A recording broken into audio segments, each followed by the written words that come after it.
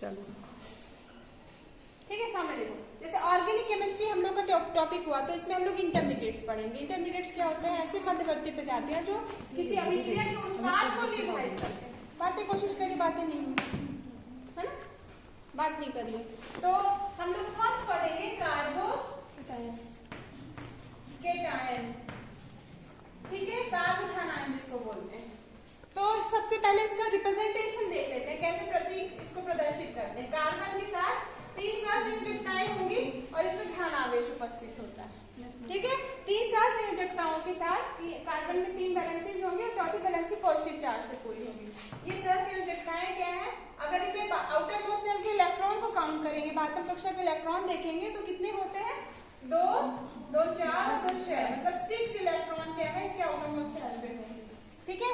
ऐसी मध्यवर्ती प्रजातियां जिसके बाह्यतम कक्षा में कितने इलेक्ट्रॉन उपस्थित हो? 6 इलेक्ट्रॉन उपस्थित हो और कार्बन 3 सहसंयोजकताओं के साथ धनात्मक आवेशित अवस्था में हो, ठीक है। कार्बन हैविंग पॉजिटिव चार्ज है ना, and there are 3 covalent valencies and present of number of electron in their valency cell is 6 number, ठीक है।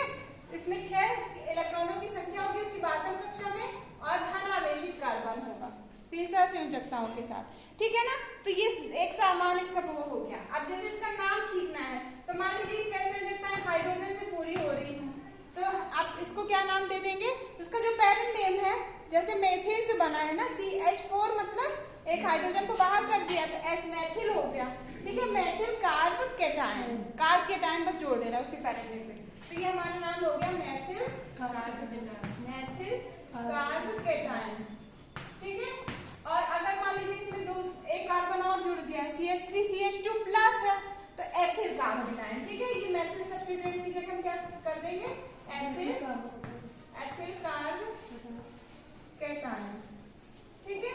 और जोड़ दीजिए, है ना, CH3 CH2 CH3 हो गया, तो इसको प्रोपिल बोल देंगे, तो ये एथिल की जगह हम लोग प्रोपिल लिख देंगे, ठीक है। कार्बोकेटायन, ये इसका नाम हो गया, ठीक है। मान लीजिए यहाँ पे CH3 है, ये आपका CH3 हो गया, है ना, तो आइसोप्रोपिल हो गया। ये कौन सा है? आइसोप्रोपिल,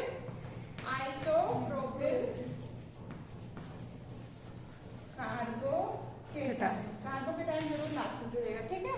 आइसोप्रोपिल कार्बोकेटायन, ठीक है।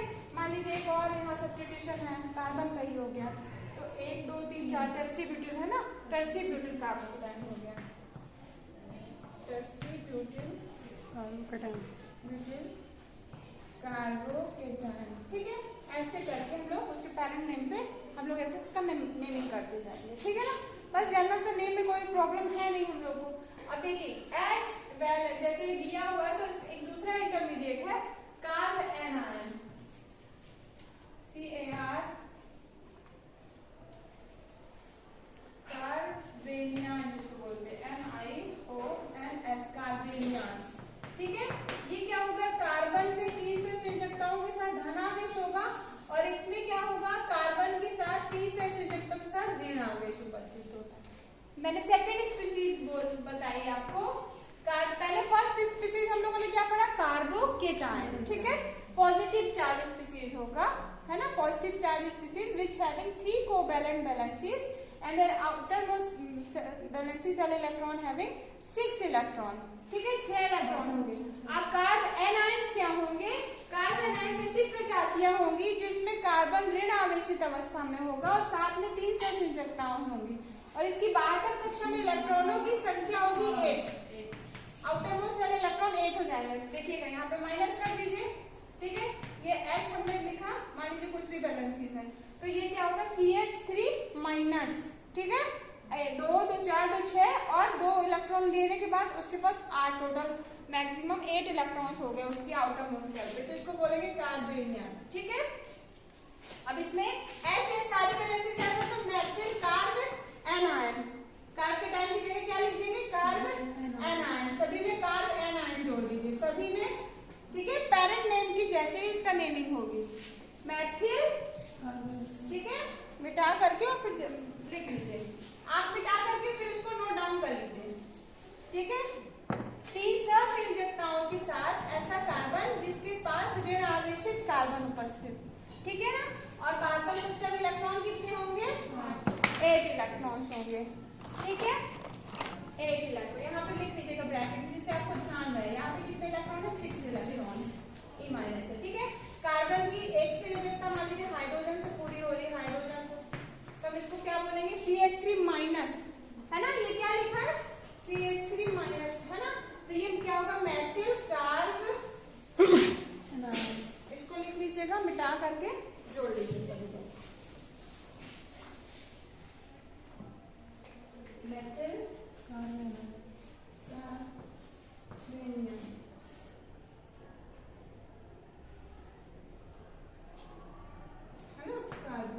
ठीक है। अब मान लीजिए यहाँ पे एक और कार्बन का सब्स्टिट्यूशन हो गया, तो ये एथिल कार्बोनाइन,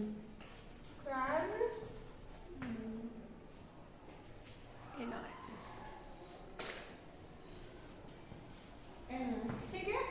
अगर इसमें देख लीजिए यहाँ पे एक CH3 और जुड़ा है, तो इसको क्या बोलोगे? प्रोपिल, मेथिल एथिल, सॉरी यहाँ पे मान लीजिए CH2 करके इधर CH3 जोड़ देते हैं, CH3 CH2 plus, sorry CH2 minus, है ना।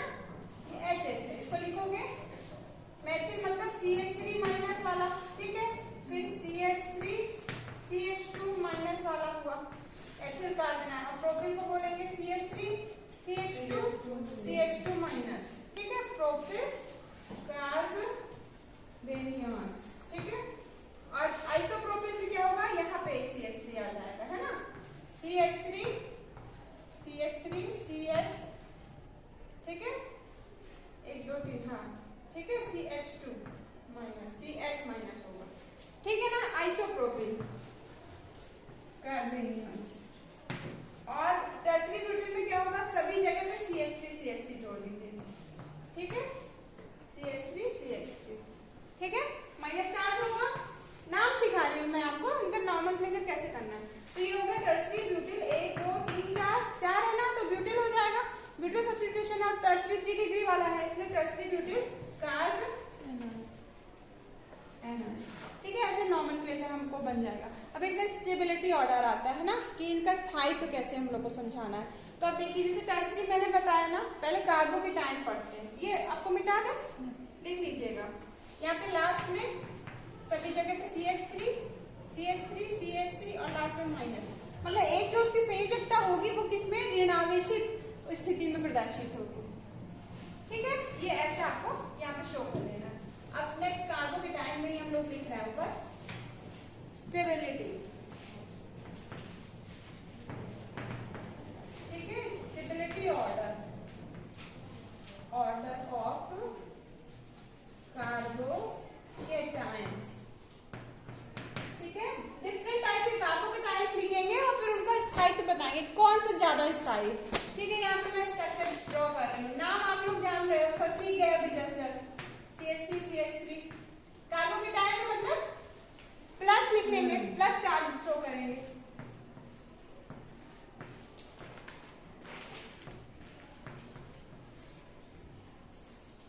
यहाँ पे H लिख दीजिए, इसको CH3 लिख दीजिए, ठीक।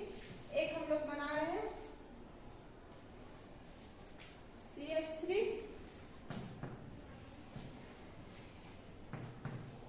CHH प्लस, फिर एक लिखेंगे, ठीक। ये मैंने 3 डिफरेंट टाइप के स्ट्रक्चर्स लिखने हैं, मेरे को समझना है कि किसका स्थायित्व ज्यादा है, ठीक है। नाम सबको लगभग बन रहा होगा। CH3 प्लस को क्या बोल रहे हैं? मेथिल कार्बोकेटाइन, ये क्या है? मेथेन एथेन, है ना, एथिल कार्बोकेटाइन। फिर ये आइसोप्रोपिल कार्बोकेटाइन, ठीक है, टर्सरी ब्यूटिल कार्बोकेटाइन।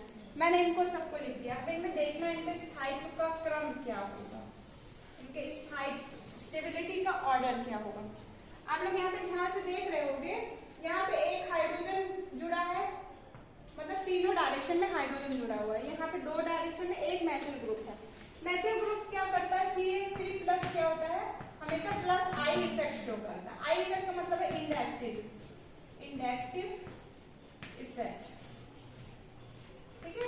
इसको बोलते हैं प्रेरक प्रभाव,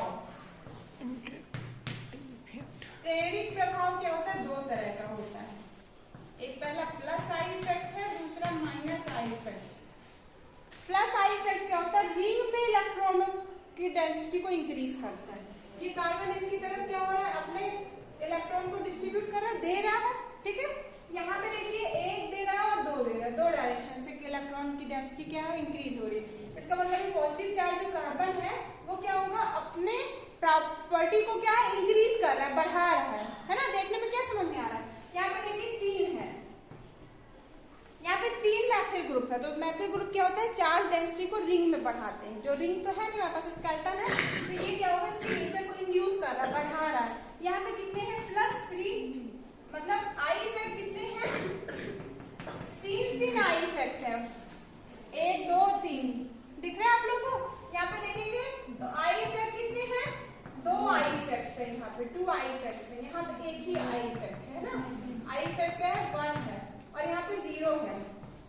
I effect plus I effect कितना है, 0 है। बात समझ में आ रही। आई इफेक्ट का मतलब है कार्बन के प्रेरक प्रभाव में हम लोग क्या जानते हैं कि कार्बन की श्रृंखला के सहारे जब उसके इलेक्ट्रॉन को क्या करते हैं, खींचने की प्रवृत्ति वाले कुछ समूह जुड़ जाते हैं, जो कि माइनस इफेक्ट शो करते हैं। माइनस साइन में क्या है, जैसे NO2 समूह है, जब रिंग में जुड़ेगा, उस श्रृंखला में जुड़ता है तो क्या करता है, अपने इलेक्ट्रॉनों को अपनी तरफ खींच लेता है। फ्लोरीन भी है, वो भी क्या होगा, माइनस इफेक्ट शो करता है, अपनी श्रृंखला में इलेक्ट्रॉनों को अपनी तरफ की तरफ खींच लेता है। मान लीजिए यहाँ पे लगभग ऐसे 1 2 3 और 4 ऐसे क्या है, कार्बन जुड़े हुए हैं। किनारे पे मैं क्लोरीन को जोड़ देती हूँ, तो क्लोरीन क्या होगा, साझे के 2 इलेक्ट्रॉनों को थोड़ा सा अपनी तरफ खींच लेगा। इधर तरफ क्या होगा, ज्यादा वो आकर के नजदीक से उसके चक्रण करने लगेंगे।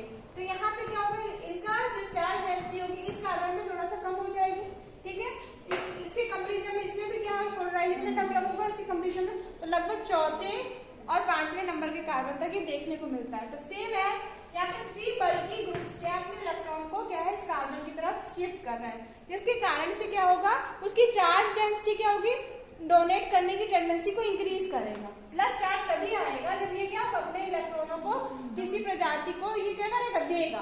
तो देने की प्रवृत्ति यहाँ पे तीन बार बढ़ रही है, यहाँ पे 2 बार बढ़ रही है, यहाँ पे 1 ही बार बढ़ रही है, और यहाँ पे बिल्कुल 0 है वैल्यू, है ना। तो सबसे ज्यादा स्टेबिलिटी इस कारण से 3 की ज्यादा हो जाएगी, 3 डिग्री, ठीक है। ये 3 डिग्री कार्बोकेटाइन की स्टेबिलिटी सबसे ज्यादा हो जाएगी।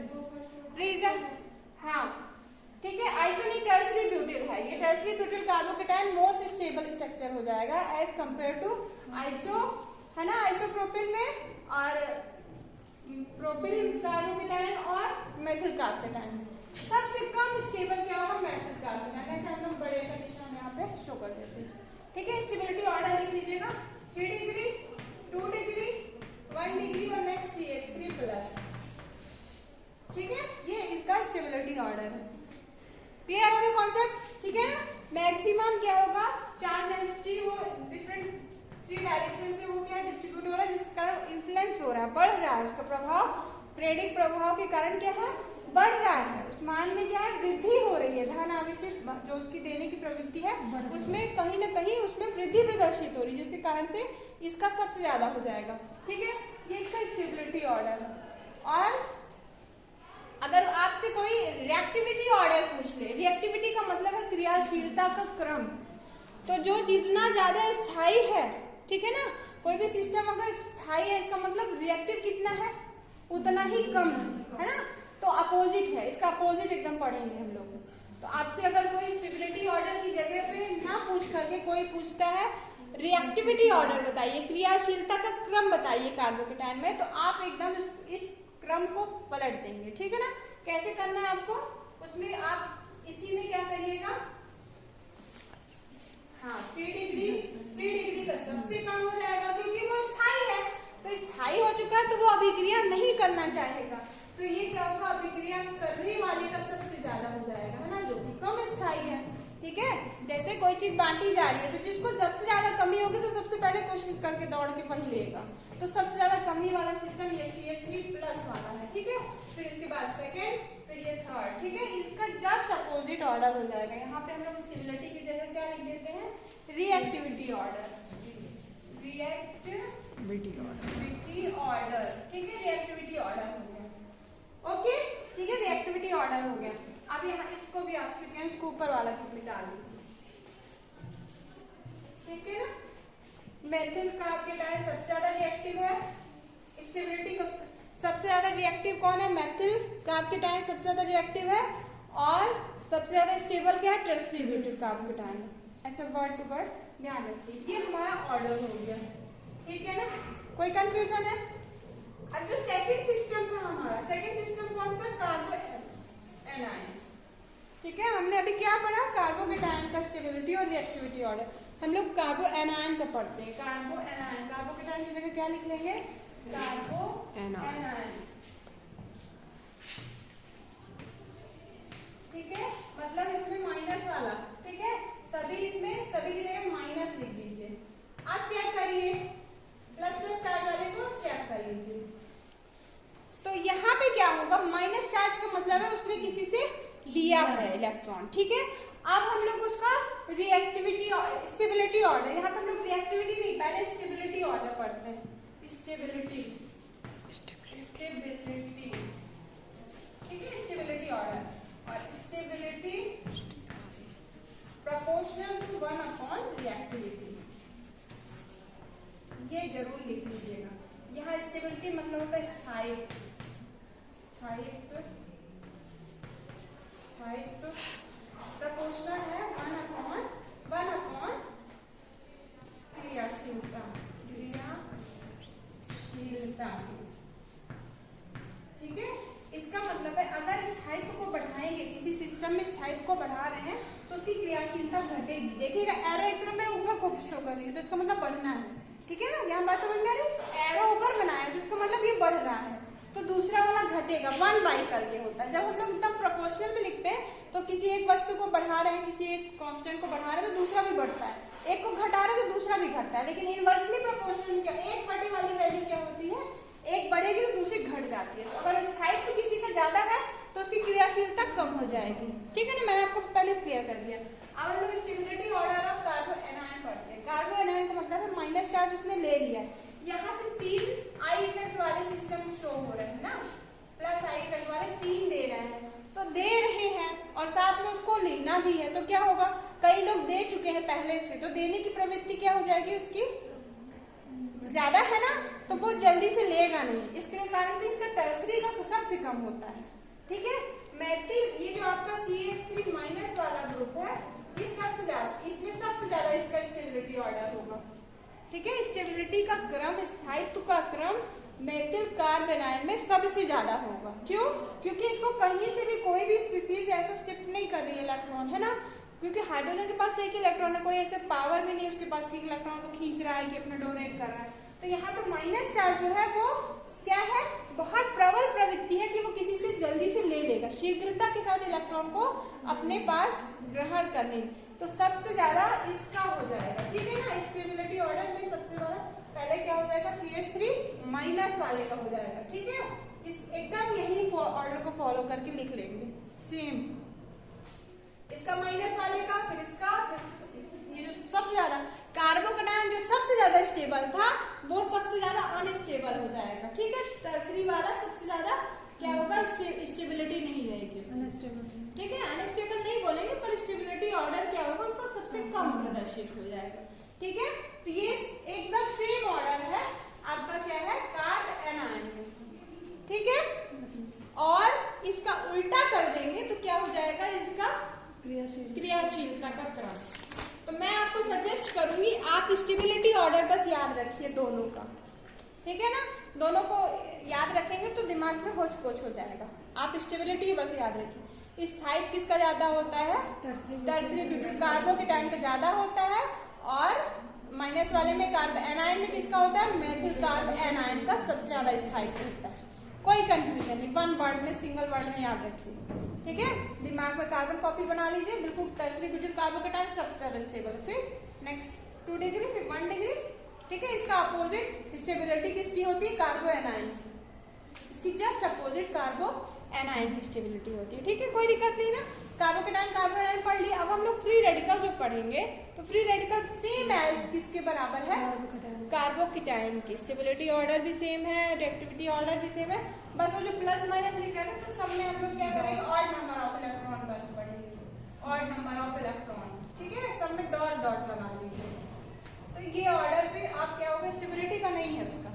ठीक है ना।